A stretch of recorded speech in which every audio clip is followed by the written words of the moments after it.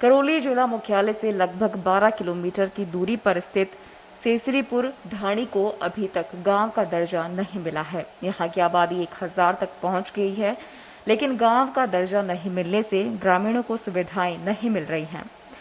ये ढाणी पेटोली और सायपुर गांव के बीच में है। इसको पंचायत की दृष्टि से सायपुर गांव में शामिल किया हुआ है, जबकि राजस्व गांव के लिहाज से ये ढाणी पेटोली गांव में आती है। विकास की दृष्टि से पिछड़ी सेसरीपुर ढाणी तक पहुंचने का रास्ता तो मांच गांव के समीप से और सायपुर गांव के स्कूल के पास से है, लेकिन दोनों ही रास्तों की खस्ता हालत है। ग्रामीण बताते हैं कि रोहिणी कुमारी के कार्यकाल के दौरान 10 वर्ष पहले ढाणी तक सड़क का निर्माण कराया गया था। इसके बाद से सड़क की सूद नहीं लेने से सड़क बदहाल हुई है। हमारे गांव में बहुत अनेक समस्याएं, रोड की, पानी की, बिजली की आए दिन समस्या रहती है। कृषि करते हैं साहब, कृषि के बारे में ही जानकारी हमको ज़्यादातर, कोई सरपंच कोई और भी हमारे कोई कार्य नहीं करते हैं और ये समस्या आए दिन बनी रहती है। कीचड़ भी गांव में आता रहता है, पानी आनी फैलता रहता है, रोड टूटे फूटे हुए, कोई समस्या कोई समाधान नहीं हो रहा है। यहाँ के बच्चों को प्राथमिक स्तर तक की शिक्षा तो ढाणी के स्कूल में मिल जाती है।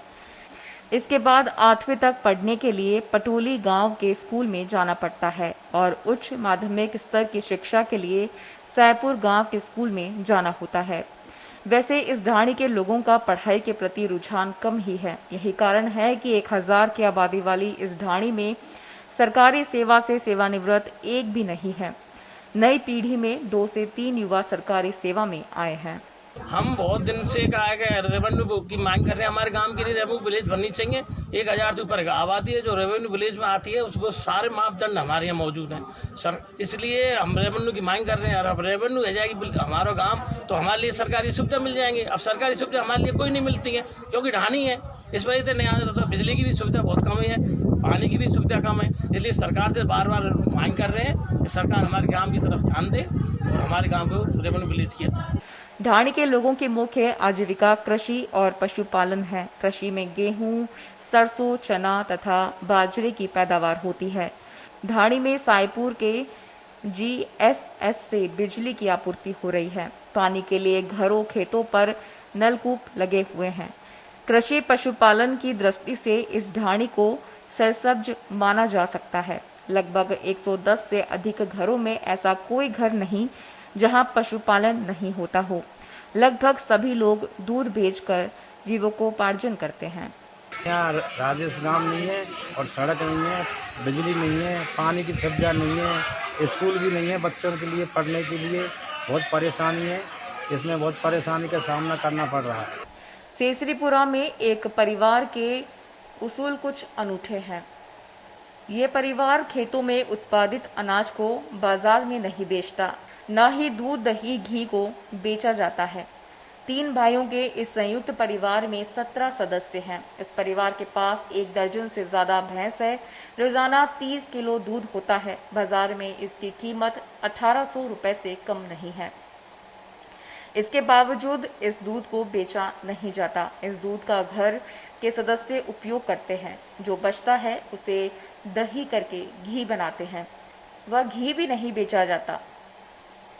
जितना चाहो खाओ, बाकी धर्म पुण्य में काम लिया जाता है। इसी प्रकार खेतों में पैदा हुई उपज को बाजार में नहीं बेचते हैं। घर परिवार और निर्धनों को बांटने के बाद अनाज अगर बचता है तो उसे मंदिर, गौशाला को दान कर देते हैं। करौली जिला मुख्यालय के समीप सायपुर ग्राम पंचायत की ढाणी सेसरीपुरा के ग्रामीणों का दर्द यह है कि 1000 की आबादी होने के बाद भी ढाणी को राजस्व गांव का दर्जा नहीं मिल पाया है। यह ढाणी राजस्व की दृष्टि से तो पेटोली में है और पंचायत की दृष्टि से सायपुर ग्राम पंचायत में। ग्रामीणों का कहना है कि गांव का दर्जा नहीं मिल पाने के कारण पानी, चिकित्सा, शिक्षा, सड़क जैसी आवश्यकताएं उनके यहाँ समुचित नहीं हैं। इस इलाके के ग्रामीण काफ़ी धार्मिक प्रवृत्ति के हैं। यहाँ के एक भामाशाह श्री चंद चतुर्वेदी ने अभी हाल ही में राजस्थान पत्रिका के महामारी से महामुकाबला अभियान के तहत करौली में लगाए जा रहे ऑक्सीजन प्लांट के लिए 2,21,000 रुपये की राशि दान की है। यहाँ ग्रामीणों ने मंदिर का भी निर्माण कराया हुआ है। सेसरीपुरा के लोग धार्मिक प्रवृत्ति के हैं, जिन्होंने अपनी पूजा सेवा के लिए 2 मंदिर भी बनवाए हुए हैं। हनुमान जी के मंदिर का नया निर्माण कुछ समय पहले ही हुआ है, जिसके परिसर में बैठने पर काफी सुकून की अनुभूति होने लगती है। इसके अलावा गांव के लोग आए दिन धार्मिक आयोजन करते रहते हैं।